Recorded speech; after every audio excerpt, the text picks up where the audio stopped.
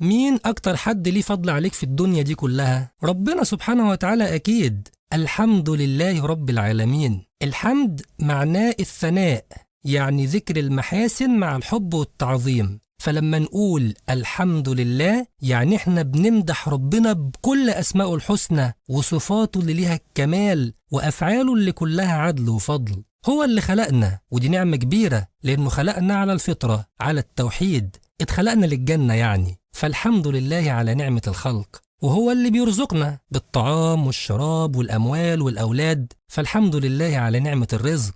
نعم ربنا علينا وعلى العالمين ملهاش حصر، والعالمين جمع عالم، عالم الملائكة، الجن، الإنس، الطير، الحيوان وغيرها كتير. عشان كده الحمد لله رب العالمين مش مجرد جملة بنقولها، ده ثناء على الله لازم نقوله بقلوبنا واحنا حاسين بنعم ربنا علينا وبحبنا ليه